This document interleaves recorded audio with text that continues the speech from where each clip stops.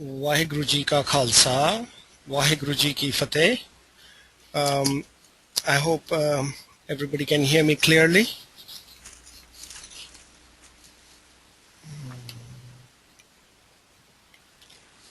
And where are we here?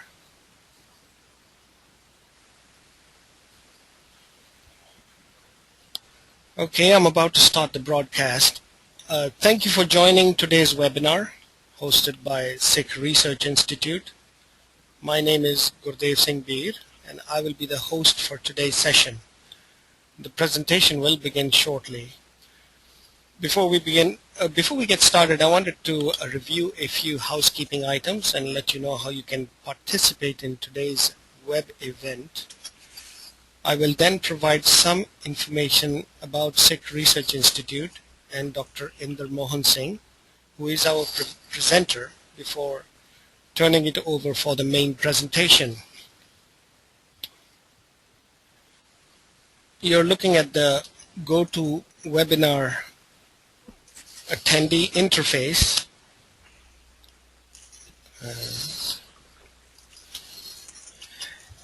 It is made up of two parts. The viewer window on the left, which allows you to see everything the presenters will share on their screen, and the control panel on the right. And you can use the orange arrow on the top left to open and close your panel.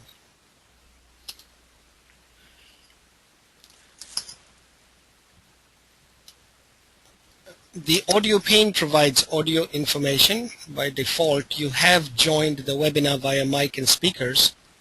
If you prefer, you can join via telephone by selecting the Use Telephone right there. And the dial-in information will be displayed, including an audio pin. Questions during the webinar should be directed to the moderator, who today we're getting a lot of help from Harpreet Singh Sangha. You can send your questions either by typing it in your attendee panel, or you may ask it over the mic. Please keep the questions short and relevant to the topic being presented. And in case you do not have a mic, please state your name, city, and question in the questions panel. If for any reason you experience any technical difficulties during the session and you cannot see the main presentation, for example, then please do not hesitate to contact me via the chat panel. If you lose your internet connection or have to restart your computer during this session, then you can rejoin the session by clicking on the URL that is included in your original registration confirmation email.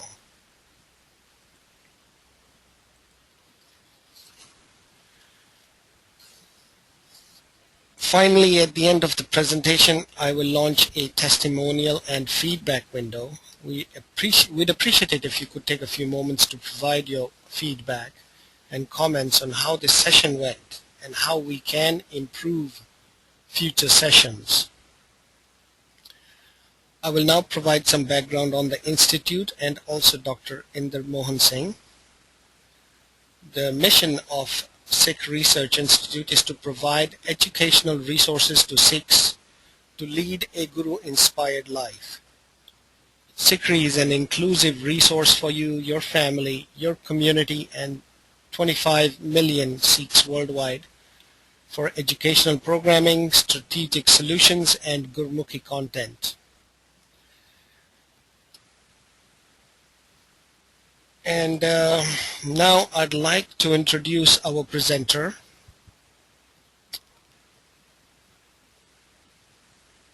And also talk to you about Sukh, which is SikhRI's flagship leadership development program that is offered annually. First, a little bit about our presenter.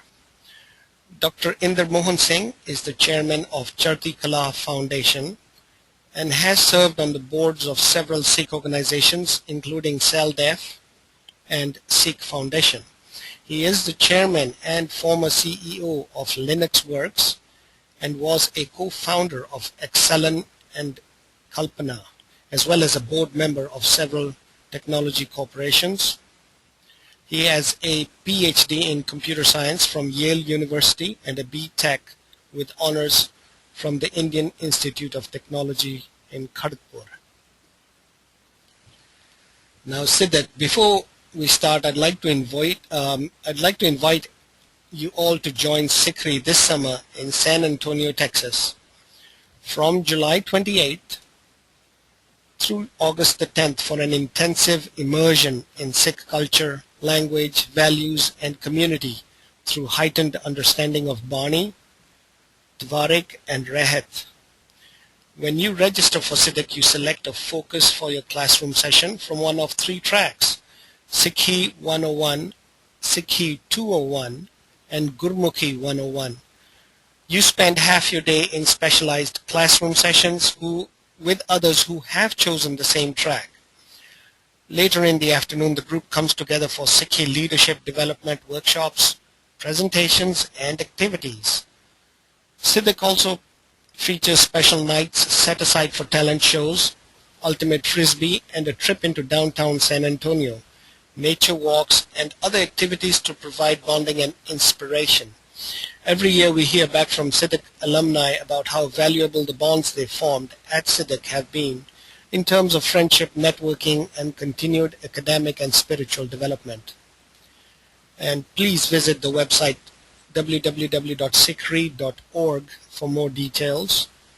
We are currently accepting applications for all tracks, but don't delay, especially if you're planning on traveling from outside the US or Canada, as the visa process can take several months. You can also like us on Facebook too, and follow us on Twitter to get news like upcoming SikhRI announcements, videos, and to stay informed of new resources in general, like this live webinar which you are about to attend, and which SikhRI is putting out for learners everywhere. Now I'd like to pass it over to Dr. Inder Mohan Singh to begin today's presentation. And just give me a moment while I transfer the presenter rights to Dr. Inder Mohan Singh.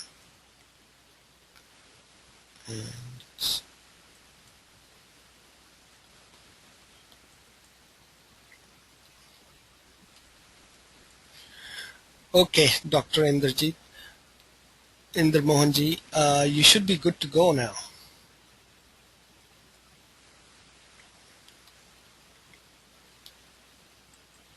Oops. Waheguru Ji ki Fateh.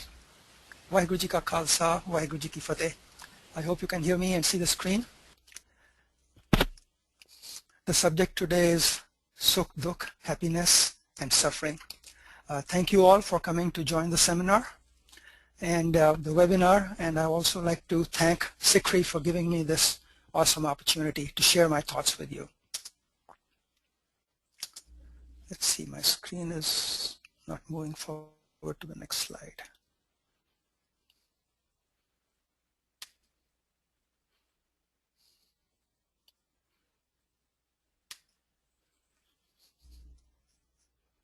Okay. So I started thinking about this subject. It was triggered by 2 passages in Gurbani.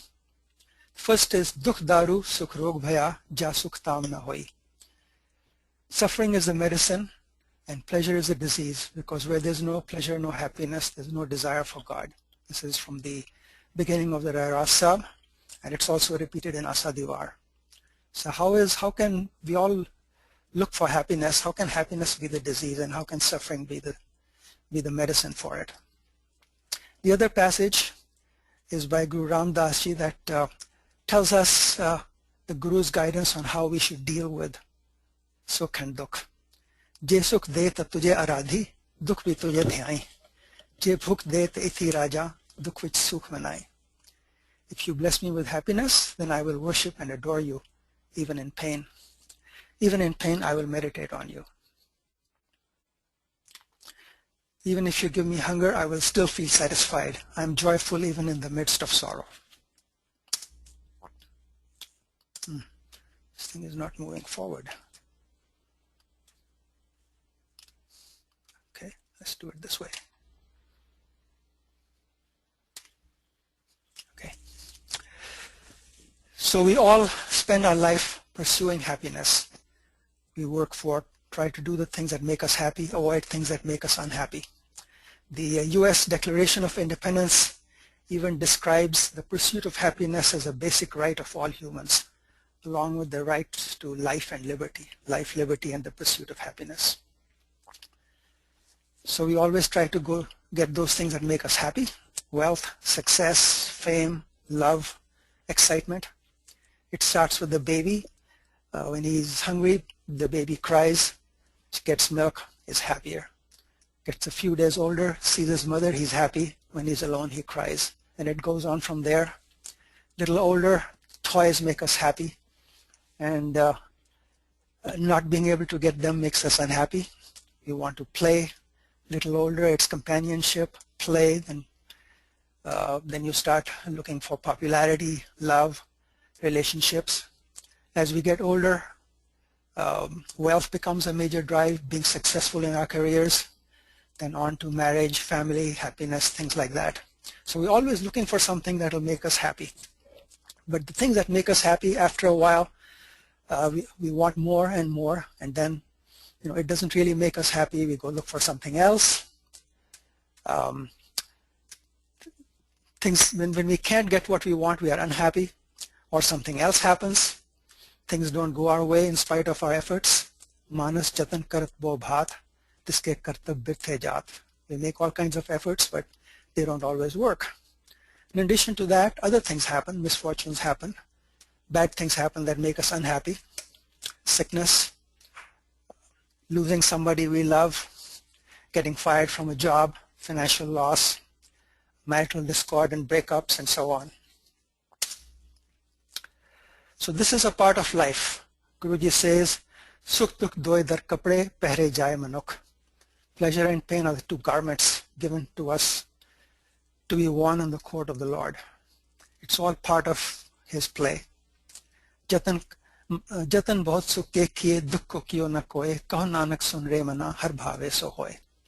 So we make all kinds of efforts to find happiness, do the things we want, avoid things we hate, things that give us pain. But Guruji says it all happens in God's pleasure, it's all part of his hukum. So Sukh Dukh are a part of life. And we constantly go through ups and downs, just like a yo-yo or a roller coaster. One moment we are happy, we are on the top of the world, things go our way. The next moment something bad happens, and we go to the depths of despair, we get depressed. Up and down, constant bouncing around. Guruji describes this, Gurbani talks about bhaujal. The world is an ocean, a stormy ocean of fire that constantly tosses us about.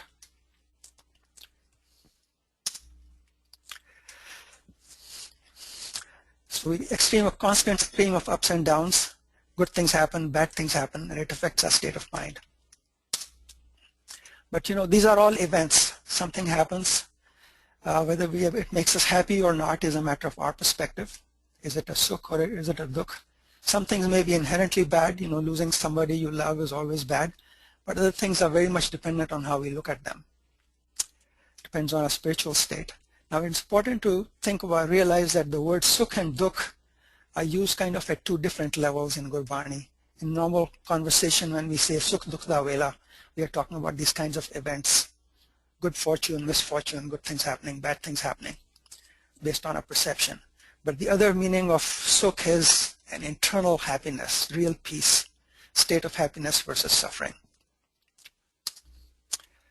So the first kind of ups and downs we talked about, they are transient, they come and go. And the words in Gurbani often used besides sukh, we see words like khushi, hasna rona. In English we talk about besides happiness, pleasure, excitement, disappointment, pain. The common thing is these are all externally oriented. They are things that happen in the world around us and affect us. And the message from Gurbani is to transcend this kind of sukh dukh, this kind of being tossed around up and down, to treat them the same. Samkar jano. The real happiness is the one that we should aspire for. In addition to sukh, words we find for it in Gurbani like anand, sehaj, vigas, and phool, words that correspond to blooming flowers, chao, delight, Chaddi Kala. Chaddi Kala is not in Gurbani, but it's become a part of SikhRI now. But it's part of that same deeper Sukh and related to it. In English, we'll see words like bliss, peace, blossoming forth, and so on. Now, this kind of Sukh is an inner spiritual and mental state, and this is the kind of Sukh that we want to aspire to. We wish only for Sukh all the time and to avoid Dukh, but Gurbani tells us that happiness can be a curse. Dukh daru sukh rog bhaya. Suffering can be the medicine and pleasure can be the disease, as we started out with in the beginning. So let's take a little more look at how this happens. Let's look at some of the downsides of happiness. How can Sukh be a disease? How can it be a rogue? Well, the most important, most serious thing is that when things go our way, it feeds our home. We believe either that we did something right, and or we just feel that we deserved it, and we just feel it's ours. But this can be a major obstacle in our spiritual growth. Gurbani tells us, "Haume nave naal virodh hai, doi namase ek thai." Haume and Naam cannot really live together within us. So Haume is something to be avoided, and happiness can give us Haume. The arrogance, we become arrogant, and we not only become proud ourselves, but we start looking down upon others. If we achieved success and others didn't, there must be something wrong with them. We are better than them. You get a promotion, I did it, it was my doing, but the others aren't as good, that's why they didn't get it. We see this in particular even in the religious field. Those who feel they're very religious, who achieve some success, start feeling they are moving along that path. They often start looking down upon others and get a holier than thou attitude, which can turn off other people. We see that among our friends and others, among Sikhs as well. Somebody really becomes an Amritdhari, becomes very serious, starts waking up at early in the morning and doing his Naam Simran, and then starts feeling, I'm the only one who does that, and starts preaching to others. I'm getting a hiss. Is everybody else hearing it still okay? All right. Okay, chal theek hai. Guru, now I can actually see it. Thank you. Okay, thank you. Okay, bye. Bye. So some people, after getting some spiritual advances. ਜਿਹੜਾ attendee ਹੈ ਨਾ, ਉਹ ਜਦੋਂ ਤੁਸੀਂ ਆਪਣੇ ਉੱਤੇ preference list ਤੇ ਜਾਓਗੇ, ਉੱਥੇ it gives you an option to save the attendee list, save the chat. Okay, and you can also save the chat before you exit. But make sure it's recording, and recording बंद करके फिर वो save करियो ना. Okay, चलो okay then. Okay, चलो ठीक है. And keep an eye on the chat window. That's where I've been typing. Okay, I'm hearing somebody else's conversation. I don't know if everybody can hear me. This is in the one. Okay. Okay, can you all hear me now? I hope everything's on track, because I was hearing another conversation.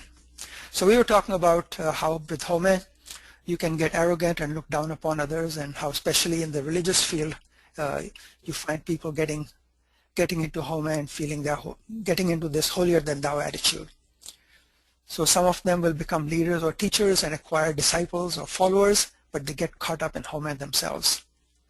As Kabir ji says, Kabir, Sikh sakha bhote kiye, keso kyo namit, chale the har milan ko, biche atkyo cheet. So Kabir is talking about a religious leader. He says he has made many students and disciples. He has become a guru, and he has so many chelas, but he has failed to make God his friend. Chale the har milan ko, he set out on a journey to meet the Lord, but his consciousness has failed him halfway. So he got stuck in the middle and never quite made it there. The next downside to happiness to talk about is greed. We get something and we are happy for a while, but then we are not satisfied and we want more and more of it. So it actually increases our greed, and it makes it harder to get real satisfaction or fulfillment. Sahas khate lakko urthave, triputna paave, maya pache pave, from the Sukhmani Sahib. So when you earn 1,000, when somebody earns 1,000, he runs after getting 100,000 or 1,000,000. He's never satisfied, always chasing after Maya. We see this very often, and somebody buys a gets a new house and then starts looking at the houses of other people. Somebody has a still bigger house or has some other feature, and he says, oh, maybe we need to add it to our house as well. You buy a new car, you're excited about it, then you see somebody has the next model, a fancier sports car, and you start getting jealous, and next time you want to get that as well. So the more you have, sometimes the more and more you want, and the greed gets built up. The next one is envy. Closely related to that, we compare ourselves with others, and if you say somebody has more, so even people can get very wealthy and still be envious of others who are still richer than them. And you see a lot of competition sometimes even among the wealthy. The next one is entanglement and anxiety. So the more good fortune we have, the more things we have, the more we get caught up in them. I mentioned the house earlier. You get a bigger house and you have more hassles, because then you have to worry about repairs. You have to worry about somebody breaking in. Maybe you need an alarm system, or if in India you need a chowkidar. You're traveling somewhere and you have to have somebody take care of the house while you're away, because if it's sitting there empty, somebody might break into it. So there are all these extra hassles, these come with it. We did a major remodel in our house, and we have a beautiful house that I'm very happy with, but it definitely becomes also something of a white elephant. We have a much bigger yard to take care of. As I said, you have more repairs. We have much more to pay in property taxes. And I was having a conversation with my wife not too long ago, and remembering the first apartment we had. It was actually a converted attic inside somebody's house, a single little room, and we even had our cooking facilities in the same room. On the side we have a stove and a little refrigerator. And we think of that as one of the happiest time in our life. We were newly married, we had very little to worry about, very simple life, and now things have gotten a lot more complicated. Now it doesn't mean we want to go back to that, but it certainly it reinforces how having good fortune and having more things can actually increase your entanglements, your worries, your concerns, and so on. People get more, they also start worrying about, get more anxiety too. There's a fear of losing what you have. When you make a lot of money, then you have to worry about investments, you have to worry about taxes. What happens if you lose what you got? So as Guruji says, vade vade jo disa log, tinko byape chinta rog. So all the great and powerful who look like they should be happy, they in fact end up having more worries and more entanglements. One of the things you see is that people who suddenly come into a lot of wealth, especially people who win lotteries, they often have more problems with their lives. The rate of suicides among lottery winners is much higher than average, and you see the same thing with celebrities. Famous actors, sportsmen, their lives get messed up. They get into drugs, they get into other problems, marital discord, divorces, a lot of divorces among them, and so on. So with all these good fortunes comes a lot more challenges as well, entanglement and anxiety. So the most serious issue in a way, or one of the most serious issues, is that we get so tied up in these pleasures, in enjoying them, we get more and more sucked into them, and we have less time to spend on ourselves, on our spiritual growth, less time to do our part and Simran. We don't feel the need for God as much, and we feel that we are doing fine. We get diverted from the spiritual path, which is what would really lead to real happiness. So this is why the near-term external happiness, the Sukh, can actually be a disease. Ja Sukh Tam Na Hoi. Where there is pleasure, there is no desire for God, says Guru Nanak Dev Ji. So if we are fortunate, if we have a lot of good fortune and wealth and all the kinds of things that bring us happiness, we actually have to work harder to inoculate ourselves against these negative effects of happiness that we have been talking about, so that Sukh will not be a rogue. And for that, we need to invest a lot more in Nam Simran and Part and remember God even more. We need to remember that all these blessings come from Him and to constantly thank Vaheguru and remember Him. Otherwise, they will become a disease. Now let's look at the other side. Dukh Daru. Suffering can be the medicine. Now suffering is not something that one seeks or should seek. In some other faiths, people actually go through all kinds of suffering for the sake of spiritual growth, for the as a religious activity, as a penance. They will beat themselves up with whips.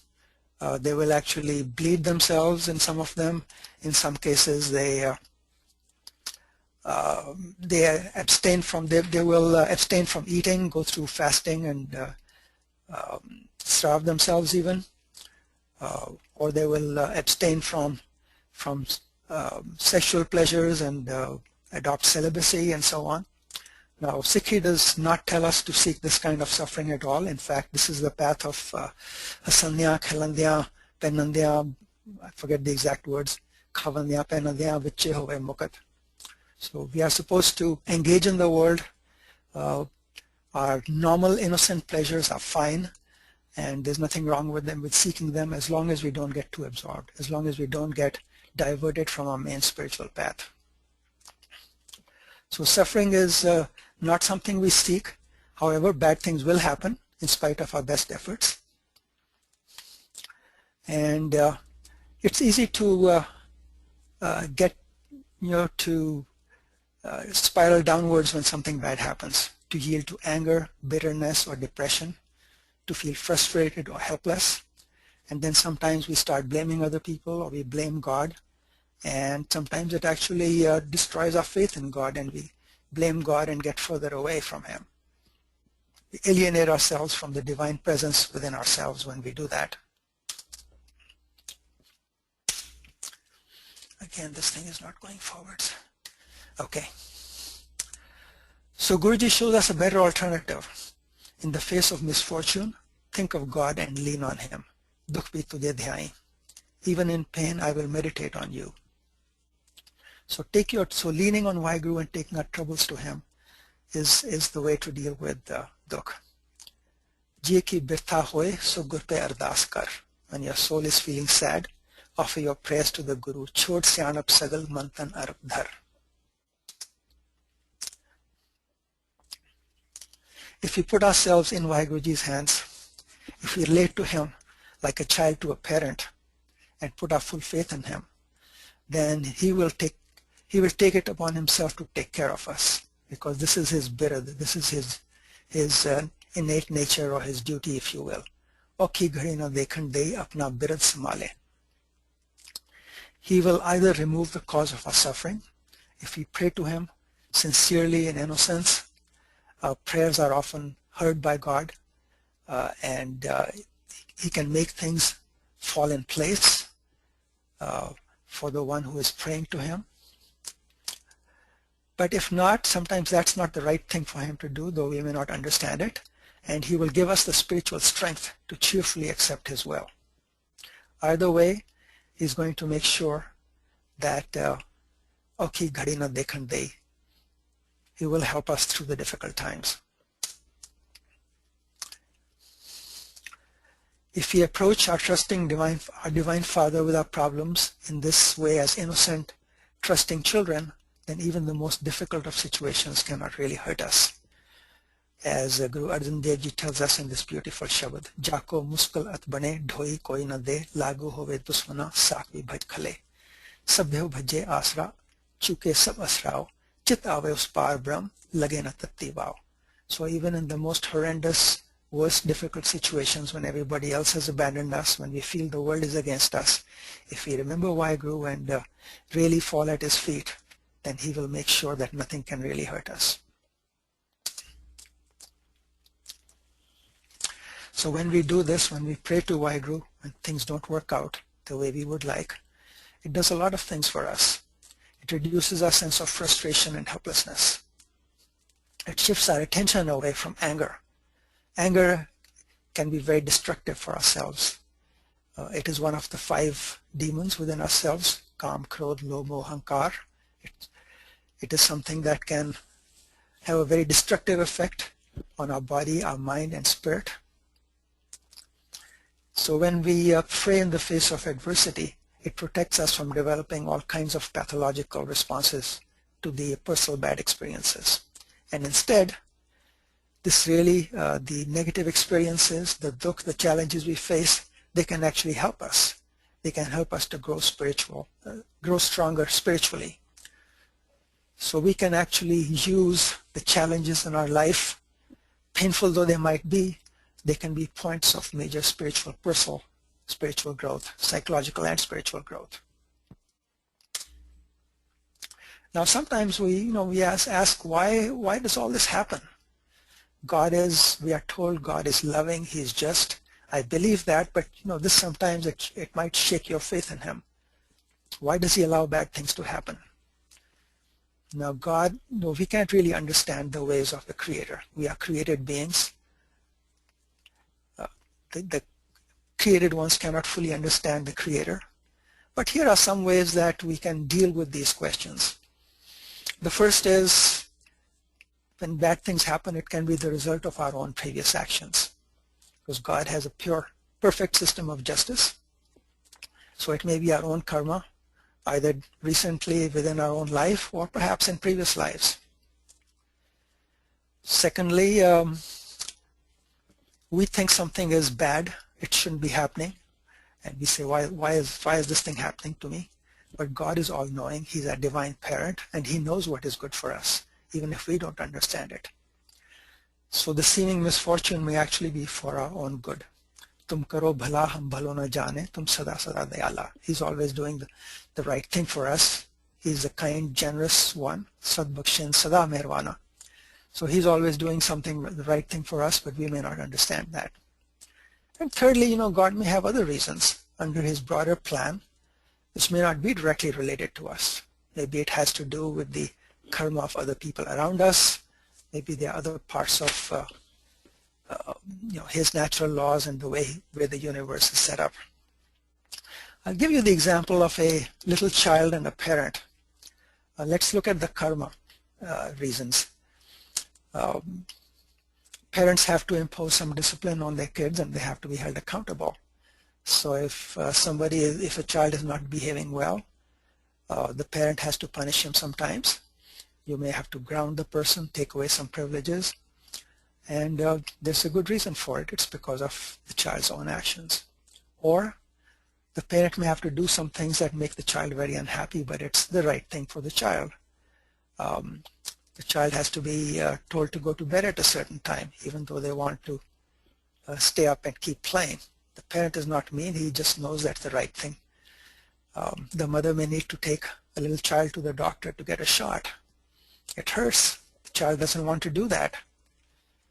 But it's, it's for the child's own good. So there can be both of these kinds of reasons that the child may not understand. Or there may be other reasons that are not related to the child himself or herself at all. The child wants to buy a certain expensive toy, but the parent knows that it's not worth the money, and it's too expensive, and we'll say, no, you can't have it. Or let's say the father has to move to another place for a job, and the child's going to have to leave all his friends and move to the new place. Nothing to do with the child, not his karma, not for him so much, but this is what the parent knows is the right thing, and he has to do it because it's part of his broader plan for his life. So the bottom line is God always has a good reason for everything, and when something bad happens, it's a part of His will, and we have to accept it cheerfully and move on, and not get frustrated saying, why did this happen? So the message from Gurbani is to learn how to handle these ups and downs, happy and sad things, and keep an even keel. Not let them throw us for a loop. Doliye na kisi cheez pe. tells us to take dukh and sukh the same. Dukh sukh dono samkar jane aur man apmana hark sokh te rahe atita tin jag tat pachana. One who knows that pain and pleasure are both the same, can treat them both the same, and honor and dishonor as well, who can remain detached from joy and sorrow, realizes the true essence in the world. So we have to look at both joy and suffering as gifts from Waheguru. Everything comes from him and we have to treat it that way. Even things that seem to be challenges, even those are gifts from Waheguru. Ketya dukh bhuk sadmar e bhi dat teri datar, as Guru Nanak Dev Ji tells us in Japji Sahib. So even the worst kind of distress, deprivation, constant abuse, think of even these as his gifts. I think this jumped ahead one. Yeah. Okay, now let's look at, sorry, I'm having some problem getting the slides to move the right way. Okay, so now we'll look at some strategies for how to achieve true happiness, the constant happiness, Sukh, instead of these ups and downs. So the main strategy, the main path to true happiness given to us in Gurbani is Naam Simran, which leads to a state of equipoise and Chaddi Kala, transcending these kinds of pleasure and pain. Kabir har ka simran jo kare so sukhiya sansar, itut kade na dole jis rakhe sirjanhar. Whoever meditates in remembrance on the Lord, he alone is happy in this world and protected by Waheguru. He doesn't waver, he doesn't bounce up and down, he doesn't lose his even keel if he's protected by Waheguru. So Naam Simran is the most basic part of Sikhi. This is what our main whole process is, and it's a subject that's worthy of its own webinar, and there probably have been many. So I'm not going to spend a lot more time on this, except to just look at this slide and talk about the basic concept. So most of us, in this slide, along the horizontal axis, going left to right, is spiritual growth as one goes from being a manmukh towards becoming a gurmukh through practicing Naam Simran. And around the vertical axis, we are talking about the level of happiness from dukh to sukh. So most of us start out in the bottom left corner. We are very centered on Haume. We are driven by Haume, and we are tossed about up and down like a yo-yo as between moments of happiness and sorrow. As we start practicing Naam Simran, our state gets elevated, and the amount of bouncing up and down we gets reduced. We still have moments of being happier and being sad, but the times of distress don't take us as far down towards depression. We maintain our state a little bit higher, and as we progress, we still have moments of up and down, but the amplitude goes down. We don't get tossed around quite as much. And the ultimate stage, the Gurmukh, who's fully in tune with his divine self, fully in tune with Naam, he can maintain that elevated state of a deeper Sukh, of a constant Sukh, and is not bounced around by this. So most of us are somewhere in the middle and trying to move towards the right. So as we said before, Naam Simran is a lifelong process. I want to talk about a few more specific steps along the way, some specific things we can do as strategies for achieving happiness while we move towards that ultimate state. Leaning on Waheguru is the next strategy we'll talk about. So we mentioned this earlier also. When something bad happens, think of Waheguru, depend on him, lean on him. This gives you strength and helps you to handle the situation. And this beautiful Shabad describes that the result of depending on him. Uthat sukhiya, baitat sukhiya, bhavni lage ja aise bujhiya, rakha ek hamara swami, sagal ghata ka antarjami. As we depend on him and believe that he's our rakha, he's our protector, he takes care of us, then you can constantly be in a state of happiness. Uta Sukhya, rising I'm happy, sitting down I'm at peace. I don't have to be afraid of anything once I believe that Waheguru is always my support.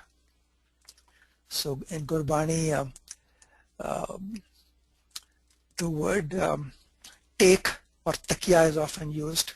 If you treat Waheguru as your support, then you have this extra strength always to maintain your level of peace. Gurbani also talks about coming to his sharan, his sanctuary. The next strategy we'll talk about for achieving true happiness is hukam, is recognizing Waheguru's hukam, learning to live in his, recognizing the divine will always operating and flowing with it. Jiska hukam booj sukh hoye, seeing everything as his hukam leads to peace and happiness. So accepting all that happens, whether it's good or bad, recognizing that it's his hukam, it's all in his will, and taking it cheerfully. Jo tud bhave sai bhali kar tu sada salamat nirankar. As Guru Nanak ji tells us in Japji Sahib, jo tud bhave sai bhali kar. Whatever you do, Waheguru is good. So I'm not going to get hurt by if something bad happens, I'll take it as your will. If something good happens, I'll take it as your will as well. It's very important to realize that both good and bad things are in his will, not just bad things.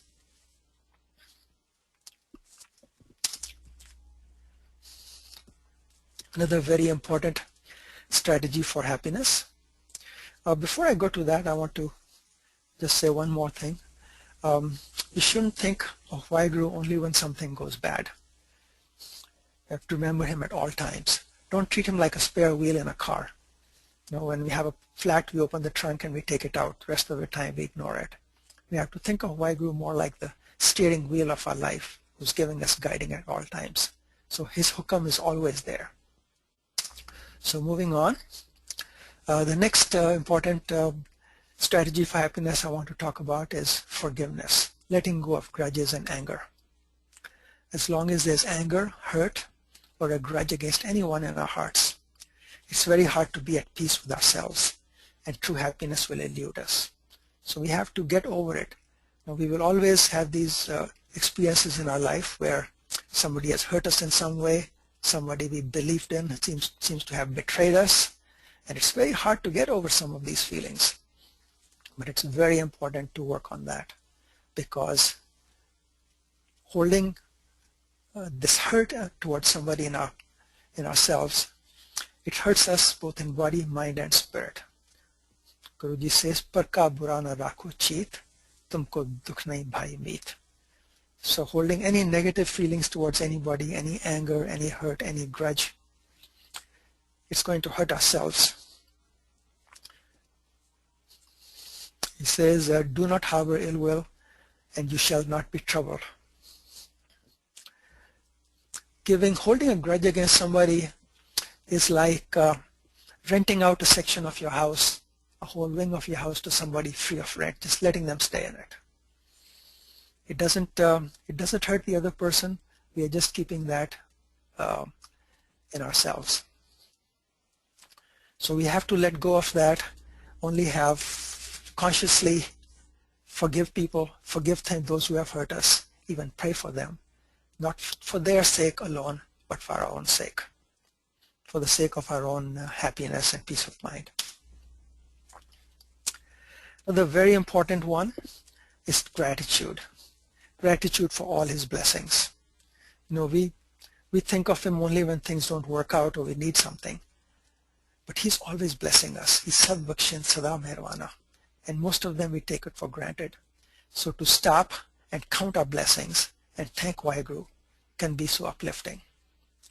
In fact, when you are beset with things that are pulling you down, at that time, if you stop and start counting all your blessings, you know, when you're unhappy about something, that's all you think about. You think life is miserable, and you forget all the other things, all the other blessings. But if you stop and think about it, there are so many other blessings all the time that we take for granted, and that helps us to get through the periods depression and come to peace with ourselves and to be able to deal with the challenges. So stopping and counting our blessings is a key strategy for getting through the difficult times. I have seen some of the elders in our families who you would see them at various times mutter, "Vaheguru tera shukar hai." They sit down to eat and they say, "Vaheguru tera shukar hai." Or anything happens, they see a child and play with him, and they say, "Vaheguru tera shukar hai." So they recognize all the blessings and appreciate them. One of the things I try to do is to start every morning as I get out of bed, say, "Vaheguru tera shukar hai," and thank Vaheguru for another day. And again, before going to bed, stop and think of all his blessings and thank him for everything good that happened during the day. Because there always are so many things we can be grateful for. Another very important strategy for true happiness is seva or giving.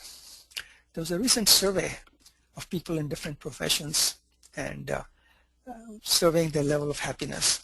And they found that some of the happiest people in the world are caregivers, like nurses and doctors and others who take care of people, and volunteers and NGOs who are out there doing service for the community, or often going to third world countries and working hard to help the poor and so on. And these people, they may not be living the wealthiest, most luxurious lives. They're spending their time doing things that that are not what we normally consider as the pursuit of happiness. They're working hard at doing things for others, but they are among the happiest, because happiness comes more from giving than from receiving. Selfless seva, doing something for others, can be more fulfilling than any personal pleasure or consumption. As Guruji says, Brahm Jnani Paropkar Omaha, the God-conscious being delights in doing good things to other people. Now, this doesn't have to be just in our profession or doing seva in the Gurdwara or joining as a volunteer in some organization. It happens in our day-to-day living as well. There are so many opportunities. It starts with our spouse, being good to each other and taking care of each other instead of thinking of ourselves, taking care of children, taking care of elderly parents, especially when they are sick, just helping anybody. As grandparents, we like to help our children by babysitting for our grandkids and watching them while the parents go out and do other things. Just taking your grandchildren out to a park, making them happy, finding excuses to do things for other people. In our professional lives, where often there's competition for each one to get ahead, if instead we stop to help others, mentoring others and helping others as well, it actually ends up helping our own career as well. But more than that, it increases our level of happiness and fulfillment. So giving rather than receiving, and trying to do things for other people.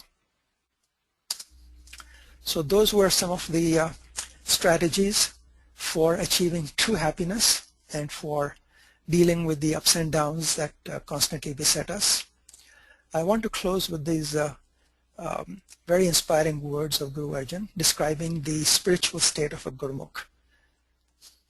Dukh nahi sab sukhi hai re, eka eki nete, bura nahi sab bhala hi hai re, har nahi sab jete. So describing a Gurmukh, he says he has no pain, he's totally at peace, because with his eyes he sees only the one Lord everywhere. He does not see anyone as evil, because he's seeing God in everybody. All are good. There is no defeat, total victory. Okay, that completes the presentation. It's a good time for any questions and answers now. Hanji, uncle, may I Harpreet bolda? Hanji. Hello, uncle, can you hear me? Yes, I can hear you. Hanji, I'm sorry if there's a little extra noise there on my part. I have put in some questions on the chat window. If you want to address it that way, otherwise I can read them to you and then you can address one at a time. How would you like it? I can read from here and try to answer. So the first question is from Gurpreet Brar from Ashburn, Virginia. Said you mentioned that abuse should be taken as his gift. Can you explain, elaborate how and why? Happiness and sorrow is understandable, however, not sure about abuse. Well, you know, it's all a part of God's will. If you're thinking of abuse as somebody else doing something bad to you, the Guruji doesn't say that you should take everything that something wrong should not be opposed. I mean, they did show us how to be honest and oppose things that are wrong, but to do it without hating anybody and without getting depressed ourselves, that's the key thing. Everything does happen in His will, and it's a gift also in the sense that, as we said before, something bad can give us, can be an opportunity for spiritual growth. If somebody is abusing us in some ways, and we can do what if what is doing is wrong, we can certainly tell them that it's wrong and we try to stop it, but at the same time, the process of dealing with it can be a path of our own spiritual growth, and that is how it can be a gift from Waheguru, if it teaches us to become stronger. Now again, we can't always understand why it's happening. Waheguru has his reasons, but since he is the parent, everything comes from him. Everything is a gift, and that's part of spiritual growth is recognizing Waheguru and being able to thank him for everything. I don't know that I can explain it better than that.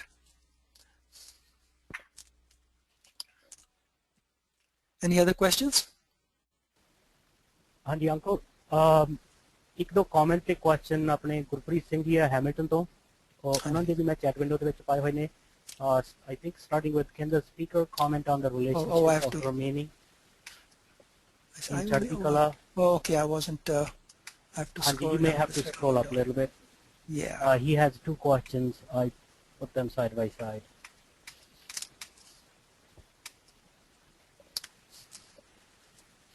Okay, he says, this is from Harpreet Sangha. Wondering if speaker believes Chardhi Kala is result of happiness or something that can be present without happiness, like a mental fortitude not requiring happiness per se. Well, you know, I think it's a question of the meaning of happiness, which is a very broad term. And Chardhi Kala, they have a lot of overlap. They're not identical words, right? Chardhi Kala is a positive spirit, which is kind of happiness, but it can also mean resilience, being able to come back from things and so on. But I think, in my opinion, there is a huge overlap. Somebody who can maintain constant Chardhi Kala, which I guess he's translating as mental fortitude, is also going to be a happy person. So in that sense, they are very closely related. Of course, that's just my understanding of the two words. Okay, this is Gurpreet Singh from Ashburn. Okay, we treated this one. Sukhmeet Singh, Minneapolis. Anger is often used as a powerful motivator to make social change. How does anger fit into Sukh and Dukh understanding? Well, there is anger that is kind of Hauman driven. You are angry at somebody and it's coming from your own sense of I. You are angry at someone, they have done something to you. If it's tied into Hauman, then it's very destructive and it's a negative anger. It's one of the Kam, Krodh, Lobh, Moh, Hankar as 5 demons. But if it's anger instead of something energizing you to do something right, something is wrong and you feel it has to be righted, I guess you could call that anger, and you can use it to drive yourself to right the wrongs, and it can be constructive to that extent. But if you let it control you and if it gets tied into your home, then I think it's definitely a bad thing. That will block your spiritual growth, and that also will internally make you less happy.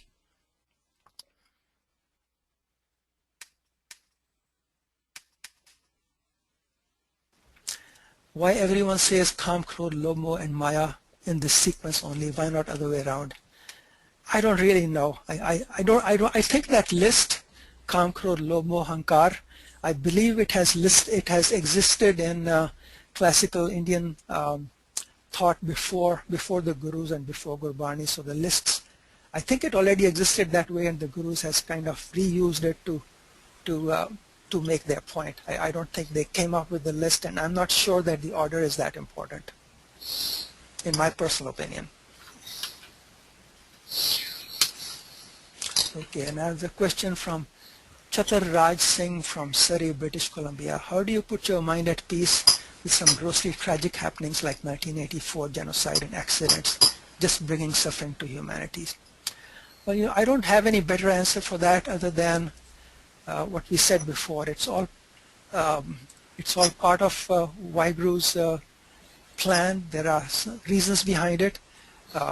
Some things are wrong, and we should oppose them. We should certainly not say something wrong is okay. It definitely is something to be opposed. We should remember it. We should fight injustice, but we don't have to get tied up in just feelings of anger and despair about it. We have to make sure we do constructive things, but don't get lost in hatred and anger. That's the point, I think. Like taking 94 genocide in particular, you know, we should certainly be doing everything to publicize it, to bring people to justice, but not treat it as revenge. At the same time, we shouldn't, if we tie ourselves all in anger and start saying, for example, that we will always hate the Indian government and always hate India or something extreme like that, or fills ourselves with anger, then we actually hurt our community more rather than helping it.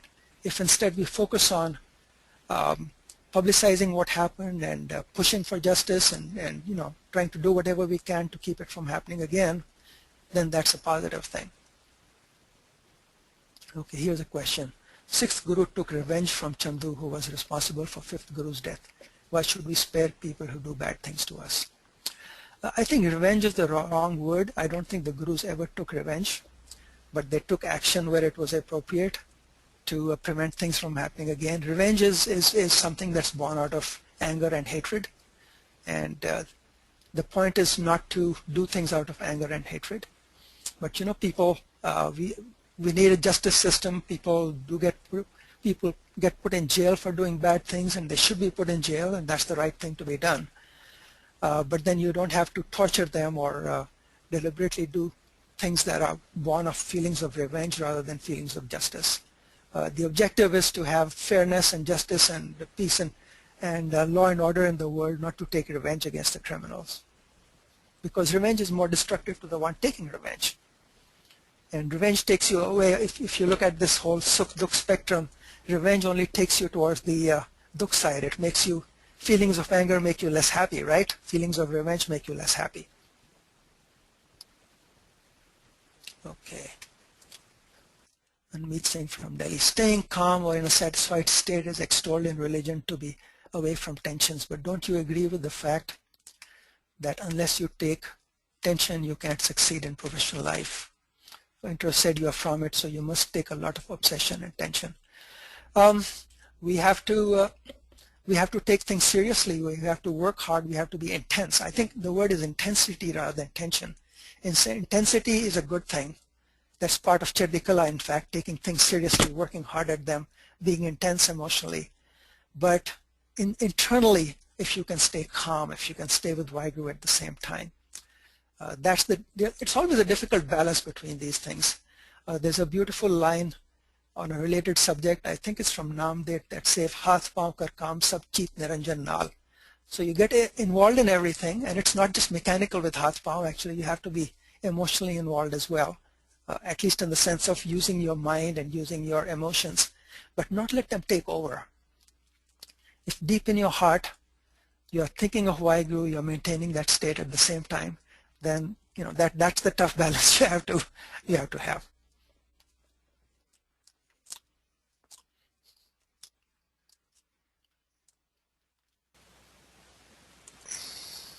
Can you share his contact information? You can email me at indermohan, INDERMOHAN, at singh.com, SINGH.com. Uncle, एक बारी फिर repeat करना. Indermohan, INDERMOHAN, at singh, SINGH.com. Okay. मैं सारे नु भेज देती है. Hopefully everybody can see it. It's the email for Dr. Singh. This is right. And one last comment. This was more of a comment than a question. I agree with the guest. I agree with the guest speaker. The term revenge is not applicable to the Sikh way of life. From Gurpreet Singh and Ashburn. Thank you, Gurpreet ji. I agree with you. Any other questions? Dr. साहब एक हैगा Gurmukh Singh, I'm not sure if you addressed this. He's from Melbourne, Australia. Why everyone says Kam, Krodh, Lo, Moh, and Maya in this sequence only? Why not other way around? I think I addressed that already. Oh, okay. I'm sorry. Answered. And This one from I think it's the one who talked about heaven and hell. I just missed that one. I think I missed that. I don't. it's I Gurpreet scrolled from through it and missed it.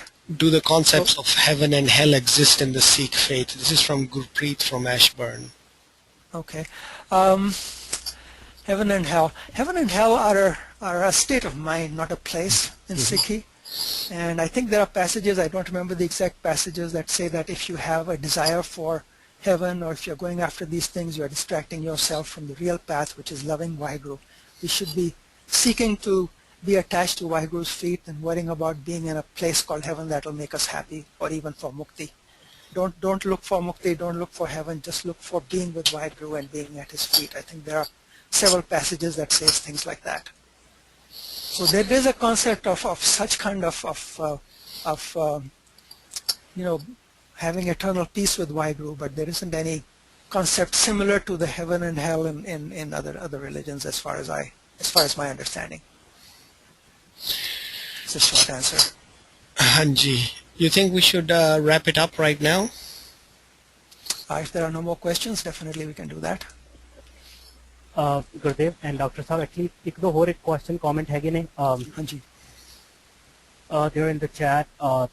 There's a last one is from Gurpreet Singh Hamilton about giving seva as a source of happiness, but sometimes selfless service in areas of hardship, i.e. disaster relief, can be very draining on oneself and others. There is often a cycle of dukh following sukh. Does this always have to be the case? Is there a way to create sustained sukh without experiencing dukh? Or does the answer lay in the Buddhist philosophy of impermanence and accepting that things will often result in loss? It's impermanence, sorry. Yeah. Well, I think that true constant sukh is an internal state. It's a state of happiness and peace. And for those Gurmukhs who are completely in tune with Nam, who are much more spiritually advanced than I am, they can maintain that state internally, even while externally they are handling all the challenges or ups and downs that may be involved as far as physical exhaustion or illness or anything of that sort. So I think that's kind of my perception of that, if I understood the question right. I don't know if I've answered it fully. Hanji. Yeah, everything was very well done. Also, just a little bit, I just had a comment, and to all the attendees, that's why we are always being told to do Nam Simran. You have to change your state of mind. And even if you look at our last Nitnem Bani, when we read the Sohla, it's Sab mein jyot hai soe, tis de chanan sab mein chanan hoye. So when you come to that state of equipoise where you realize Waheguru the Jyot is in everybody, and that is the type of attitude you have to inculcate in your mindset. I hope that was a little bit of a positive thing to say. No, that's very good, and that is consistent with especially some of the questions related to revenge and those kinds of things. Not holding any negativity against anybody. If you see Waheguru in everybody, if you can actually get to that stage, then that answers a lot of questions. That's right. Okay, I think I'll be closing and wrapping up, so I will take back the presenter rights here. And thank you for all your questions and comments, and my apologies if all the questions were not addressed due to time constraints. And please be reminded that these webinars are provided free, but there is a cost associated with its technology and administration. If you feel you have benefited from this particular webinar or others in the past, please consider becoming a webinar sponsor. More details can be obtained at info@sikhri.org or the website www.SikhRI.org. The only other thing I have is, can I just hand it back quickly to Dr. Inder Mohan Singh if you have to offer any closing comments? Anji. I don't think I have anything. I don't think I have anything more to add. I think the last slide kind of said it all. But I would like to certainly thank SikhRI and all the webinar attendees for this opportunity. Presenting something is actually does as much for the presenter as the listeners, because just in the process of preparing for one of these talks and then answering the questions, you learn so much yourself. So thank you for giving me this opportunity. Waheguru Ji Ka Khalsa, Waheguru Ji Ki Fateh. Thank you, Dr. Inder Mohan Singh Ji. I'm going to end the webinar, and you will see a feedback testimonial form pop up on your screens. Please take some moments in providing us a feedback on how we can make future webinars better. We are here to serve you, to do a good job. Thank you again for joining us. We had a great time. Waheguru Ji Ka Khalsa, Waheguru Ji Ki Fateh.